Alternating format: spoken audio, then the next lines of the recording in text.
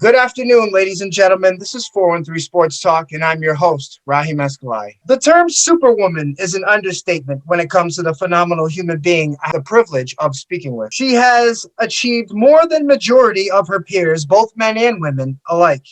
She leads students to success on and off the court, a counselor, and she's also the Norwood High School boys basketball head coach, the legendary Kristen McDonnell. Welcome to the show.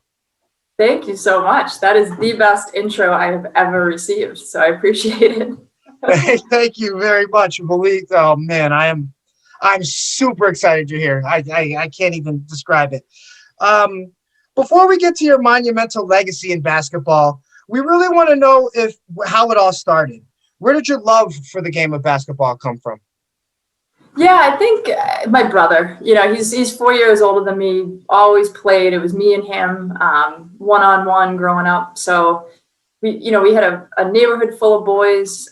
So I just played with them all the time. Huge tomboy. And we played every single day. That was like our game, And so then I started up pretty quickly, like age 5 in leagues and got into it. Yeah. And then I think it was just, I think when you feel a little bit of like, okay, like, this, I'm not the worst at this right now. So it kind of keeps you going, and got into the high school ranks and obviously college ranks. And I think one thing just kind of led to another at that point. Right. Had you always played point guard, or did you try another spot on the floor? Yeah, I was mainly a point guard growing up. I was always a little bit smaller. And then I had a little growth, like a quick shot up a little bit over a couple of years, and still only about like 5'8", 5'9" with sneakers on. But it's funny because in college I was injured a lot in high school and college. And so put on a few pounds, so I went from like this like fast, quick point guard to this like power point guard where, I was trying to post people up in the paint and stuff like that. So definitely had to switch my game, but was mainly a point guard. Awesome. How did your experience as a star guard at Boston Latin to your time at Stonehill prepare you for your career? And how do those experiences still impact your coaching style today? Yeah, I think they were everything. I was lucky. At Boston Latin, it was big time focus on academics first. So everything is such a rigorous school, but you got this great athletic piece as well. And what was nice is that it was such a diverse school. So you were seeing, and not even just like black, white, religious, like different religious backgrounds, but just different people, different perspectives, different ideas. And so you got to be like best friends with all these kids. And so what was cool is like I was friends with everybody all over the city. And so like we would go and play in 3-on-3 leagues in, Roxbury and play in their like Black Talk tournament, and then we'd go over to Southie and play in their Reebok tournament. And so it was just, we were a bunch of kids that were just obsessed with the game, and we always played it. Like we'd go down to the YMC and grab a ball. You don't see too many girls doing that right now. Like we'd just go down and play pickup. And so that was pretty cool. And then college was just another level of like, so much fun, so many good things that came out of it for me, just in terms of the people and the mentors I had there in terms of the coaches. And so every part of that, I was also the only person in my grade or my year at Stonehill. And so what was pretty cool is that as you go along, you're kind of like I was a captain my junior and senior year, because I was almost like their mother as they kind of got older, because I was the only one that was a little bit up there. Right. So it was nice to have that angle. And I felt like my senior year was a little bit more of a coach player as well, because it was just me and the coaching staff. It wasn't me and 4 other seniors. So I thought they included me in a lot of things like film discussion, pregame stuff, postgame stuff, and kind of like grabbed my love and bottled that up to potentially go into coaching. Right, and you've yet to let that go. I see. Yeah, I'm not letting that thing go. Another question about your playing days. Did your team ever get into the Clark tournament? What was it? The Clark tournament? Yes. Did your high school ever get into the Clark tournament? No, unfortunately. Okay. Who or what specifically started your your coaching journey. And did you know that you were going to be so well accomplished? And how did you design such a strong foundation for literally a victorious career? Yeah, I think the biggest influence for me was my college basketball coach, Trish Brown. She's still there. She came my junior year in college. And what was kind of cool is I had another coach for 2 years, my first 2 years there, and loved her, Kelly Hart. And then she moved on. We got Trish Brown, who is another amazing coach, very different styles. And I got to kind of pick up like little pieces of both styles that I really loved and kind of be able to make it my own. And then when I graduated, Trish Brown was nice enough to offer me a position as a second assistant at Stonehill. So I stayed there for a couple of years and really, really got into the nitty gritty of the X's and O's and recruiting and, you know, all those pieces of it. And then from there I kind of went back for my master's at that point, thinking about being a guidance counselor, school counselor. And then kind of just like one thing led to another. Like I was lucky. I was an assistant coach down at Bridgewater Raynham High School for 3 years under a really good head coach. And then once I kind of cleared my master's program and had my own thing going on, I just took a leap of faith and like put my name in the hat for the Braintree position and was lucky to get it, really lucky to get it, lucky to time it, like with kids that were coming in that really like playing basketball and loved the game, willing to give us everything they had. So I think a lot of success for anybody is timing, to be honest. Most definitely. I want to go over a number with you, which I'm sure you're familiar with, that I just still the last couple of days have not been able to wrap my head around. 211 and was it 23 losses? Something like that. That is remarkable. Yeah. Oh my Lord. Yeah, we were really lucky. Yeah. When we first got there, it was to Braintree, it was, I think they were like 3-17 or 4-16 the year before we got there. They just they had the talent, just kind of weren't putting it together. And the year we snuck in to the tournament 10-10, you know, and then the next year it was like this completely breakout year with a bunch of kids that had some talent and then others who just like got after it, you know? And so I think it was that crew of seniors, like both years, kind of setting the tone for what it was going to be for the rest of the year. And then we got, ridiculous talent walked in the door. You know, at one point I had 5 kids who were future Division I players, you know, playing together. Yeah. I'm like, you can't script that. So right. It's pretty easy to win at that point. That's awesome, dude. And I was looking and I'm like, darn, man, let me just for hee-hees and ha-has, you had a higher win percentage than Bill Belichick and Vince Lombardi. And we're talking about a completely different sport. Right. And those are just 2 out of like, I think it was like 12 of major coaches known, you know, throughout the sports community. That is. But you know what? I think like even you talk to Bill Belichick, I'm sure he'd say that it was like the perfect storm of him and Tom getting together, you know? So it's like the same when you have all these kids coming in that are really, really supporting anything you're saying. It's a no-brainer, you know, at that point. Most definitely. Yeah. You recently won the Boston Herald Girls Basketball Coach of the Decade and coached 2 players of the decade as well. Your players continuously excel under your leadership. How do you design your player development program to ensure such consistent success, regardless of who you get? Yeah, I think a lot goes into it, you know, from their side and from our side as coaching staff. I think just giving them the opportunities in the off season to like really jump on a game that they love, you know, and I would say that it sounds corny, but the first part of all of it is to like get them to love what they're doing, you know, like, right. Really, because like it's sometimes I'm sure for players it can seem like a chore to come to practice and it can seem like, oh, you know, and I hate that. Like I don't want them there. Like if they just have to want to be there, and we have a lot of fun in practice. We're obviously serious, but I think they just need to have that like that confidence going forward that this is something that's worth all the time they're going to put into. Mm-hmm. And then we just make opportunities available. You know, we have clinics, we're in summer leagues, fall leagues, we do a lot of preseason stuff with them, conditioning wise and basketball wise. So, you know how it is in Massachusetts, we can't really work with our kids on the fundamentals of basketball outside of the season, which is tough. But we find ways to do it through other coaches or, like through their AAU programs or whatever it might be. But yeah, it's a big deal, and it's a year-round job, a year-round commitment. Most definitely. Women's collegiate basketball made history this year by selecting 64 teams to start the NCAA tournament. I picked Stanford, by the way. Yeah. How do you, as an active professional in the sport, what did the action mean to you, and what would you like to inspire going forward? Yeah, I think it just shows how much parity there is, where it hadn't existed as much before. You even see, I think UConn, this was their 13th or 14th Final Four in a row.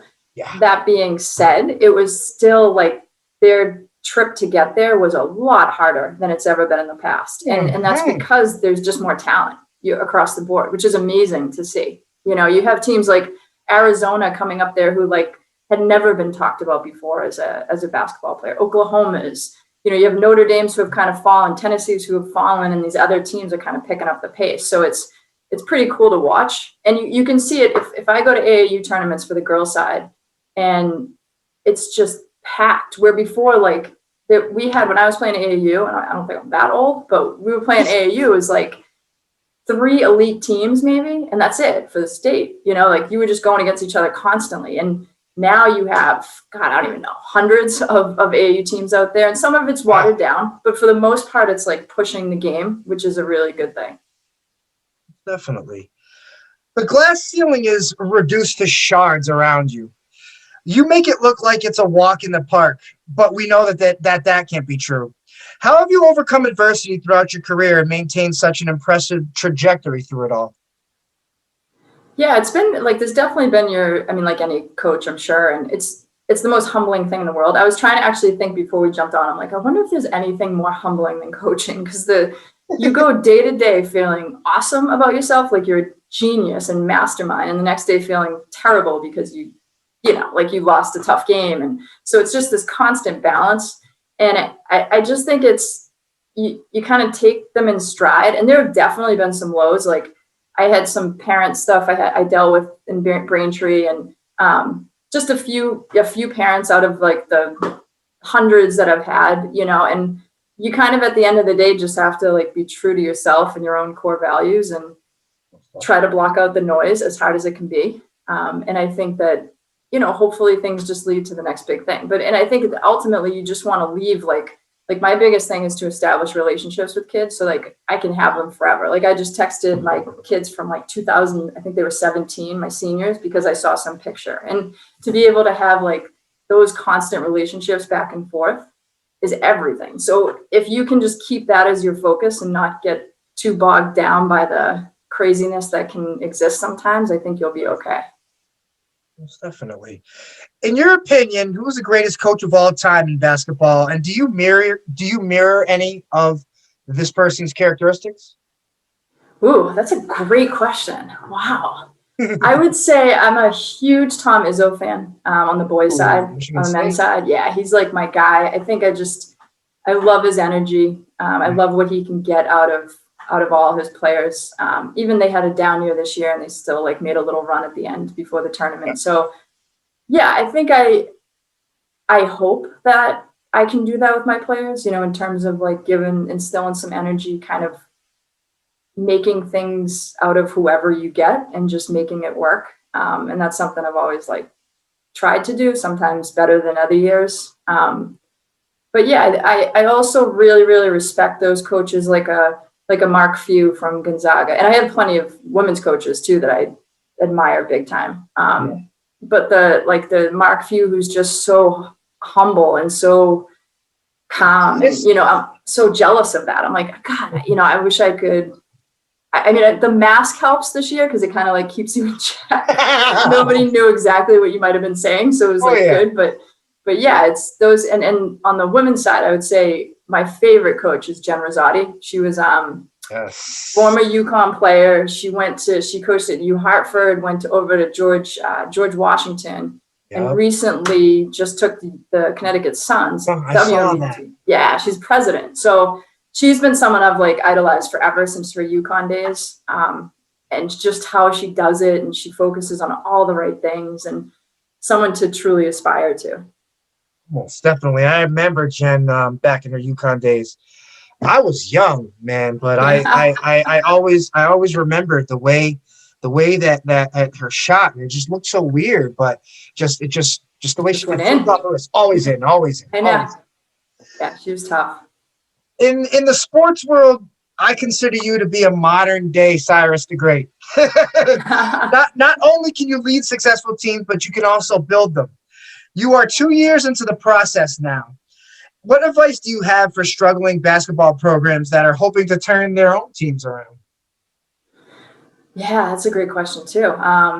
It's like we went into that last year, right? So like my first year at Norwood, they had been, I think, 6-14 the year before. And it was like really going, just breaking everything down. And I think the number one thing, and I actually, for any new coach, would recommend doing this, is I actually like literally created a blueprint of what my program, whatever program that was going to look like, and all the players that were going to have to play a part in that. So whether it was head coach, assistant coach, trainers, boosters club, my athletic director, like, and just kind of like, what could we each do to make this a winning culture, or not even just a winning culture, just a competitive culture. Right. And so what we did at the very beginning was have those conversations with each of those players, so we would sit down and kind of talk to our Norwood Youth Basketball Organization, which is like the number one key to any success you're going to have. And we went through, what are we doing for clinics? Are we going to, meet up this year? What can we do to help you guys? Like, what can make this become a basketball town that maybe had been a baseball hockey town, And so it's getting there. You also need to attract kids to stay at your public school, because kids will go off to private schools now. And as prep schools and stuff. So it's trying to see that talent early and be like a part of those kids' lives early, that all they want to do is be a Mustang. They want to, at the end of the day, they're dying to go with their friends and play and win. And so I think it takes some time. This year we did a lot better than we did last year on paper, but I would say we still have a long way to go in terms of where we're going with the culture and just like wanting to win and taking winning in stride, and not that it's like this big deal every time we do it. I think that takes a little bit of time, but we're getting there. Right. The building it from the ground up your way.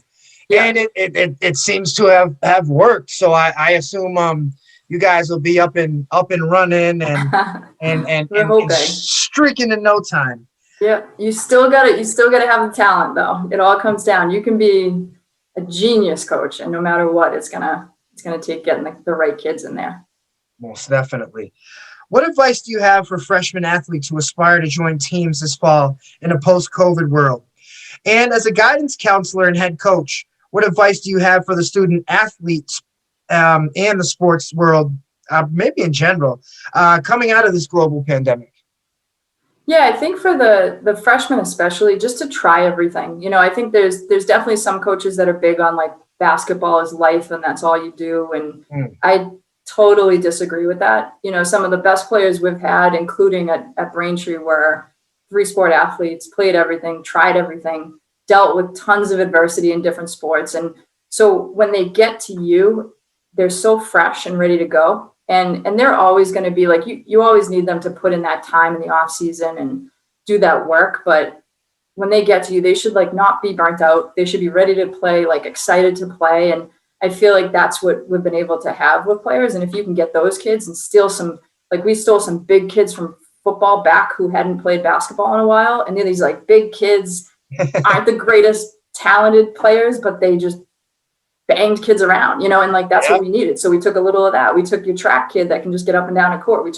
So I would say, especially for like your public school kid, like I'd say for any kid, just try everything, and for those kids from more of like the academic standpoint, because of the pandemic and kind of getting everything back together, I think just putting yourself back out there is big, and we're going through it in guidance because we just had kids start coming back full time. It's tough. Like they've had a year away from this, right? So they're like just trying to learn how to have relationships again and interact. And so my biggest thing would be just put yourself out there, challenge yourself right away to like make those interactions again, like right away.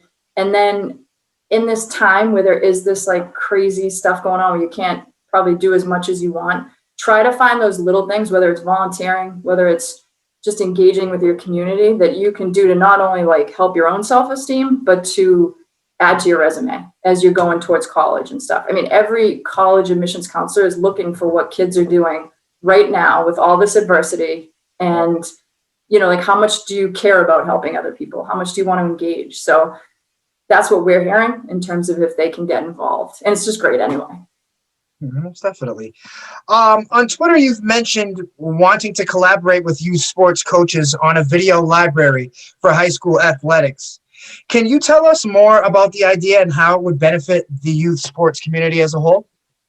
Yeah, I just think, I actually came out of, I was looking through like my own library of stuff that I have, and everything is college. It's like college, how to do a 5-out, what zone, what's a transition set, all these different, like learn from Mark Few and whoever, and, and Mike Krzyzewski. And I'm looking at them and I'm like, yeah, I can do, so you can take some of the principles and the concepts and stuff, but it's never going to look like they're looking. I took the 2-3 zone from the Merrimack head coach, Joey Gallo, who's incredible. Yes. And I was on a call with him this year. Like I went through like everything. I ordered stuff to figure out this thing. Like we put it in this year. Granted, we didn't give enough time to it, but it was definitely not what it looked like in his program. Not even close, because he just had the players. Like even if they're not tall, there's a reason they're in college and playing basketball at a high level. Right. And so I was like, why don't we just get, like, I love hearing from high school coaches and youth coaches, people that are at our level a little bit more, and seeing what, like, what does a full practice look like for Coach McVeigh up at, up in Andover, or like, just kind of going through all these different things like sets and how they're saying it and getting it across to kids where you might have maybe 1 or 2 kids that are going to play college ball, and then maybe like 6 that love it and a couple that are there for the experience that you're trying to keep on board. Like, how do you get all those 12 kids to do exactly what's going on in this film? So that's the part that I love. And that's where I think youth coaches could be more apt to pull from our library to kind of make that happen. So I did just talk to, I'm on the Mass Basketball Coaches Association board, and I just talked to the president about potentially putting a library on our website, so that if we can start something where they can send things in and we can have it available to our members or to anybody, just as an additional service. Most definitely, man. I think anyone who, player or coach who would come across that would find it extremely beneficial. I mean, to say the least. If you got it, you have it broken down pretty well.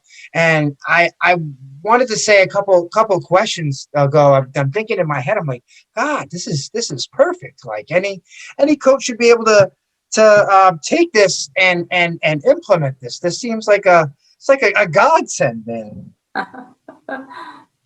I've made the comment in complete awe more than once to a couple other basketball coaches whom have called you a legend, to say the least. That you have more wins than Bill Belichick throughout your career. I did a little research, and this is true. He's Billy B's at like 263, something like that. Okay. What do you believe is responsible for your success, given the diversity of teams you have led? And how do you achieve greatness regardless of the team dynamics? Yeah, I do think I still, number one thing, it comes down to who you have. And then I think when you have those kids, it's having them buy into everything. And I really believe you do that with just like showing an absolute love for the sport and a love for everything you do outside of basketball with them. Like I want to see them all the time. I want to be talking to them.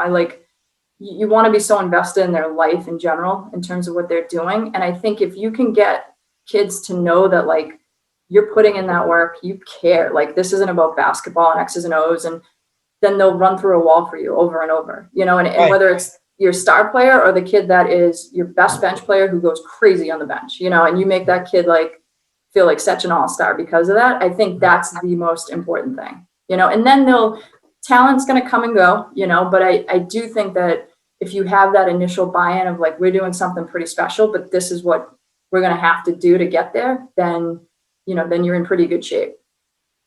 Right.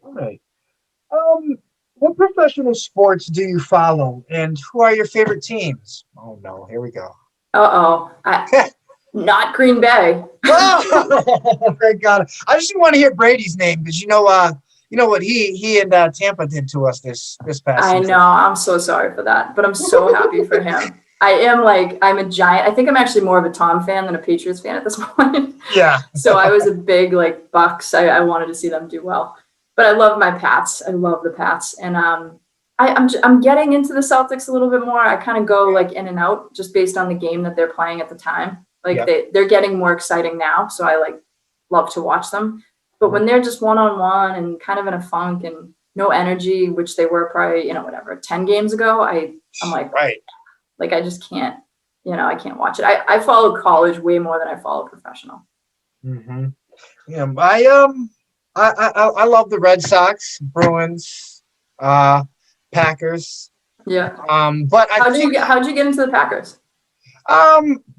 Brett Favre's first start was one of the first times I ever watched television as a child, and my mom gave me like a stuffed football, and I was just throwing it around, and then one thing led to another. Got into Pop Warner, played a little JV, varsity, and I hurt my knee as a junior, and I didn't play another game again except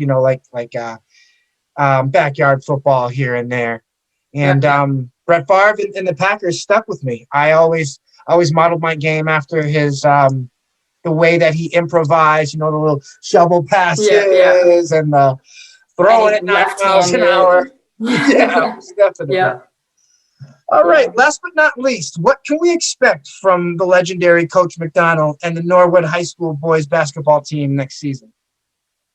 I hope we continue like the momentum we had. We've been, on paper at least, we went 9-11 the first year and then 9-2 this year. So we're at least starting to understand like how to win, which is huge against good teams. Like we were in some close games. We won the second game of almost 4 out of 5 games that we played for those ones, which is always a key to like, are you doing the right thing as a coach? Are you doing the right thing as a team? So I think those things are big. But yeah, I'd love to see us get in the tournament, next year. And I think we can surprise some teams, because a lot of people don't talk about the Tri-Valley League. We're a little bit smaller towns, those kind of things. But yeah, I think we'll be able to surprise some people. Definitely. Well, this is 413 Sports Talk. And Coach, I would like to thank you very much for coming on the show. Your expertise is welcomed here at any time you would love to come back. I'll be on the show any day. But I appreciate it. I appreciate it. This was awesome. So much fun to talk. I could talk hoops for hours. So whenever you want someone. Most definitely, I appreciate it.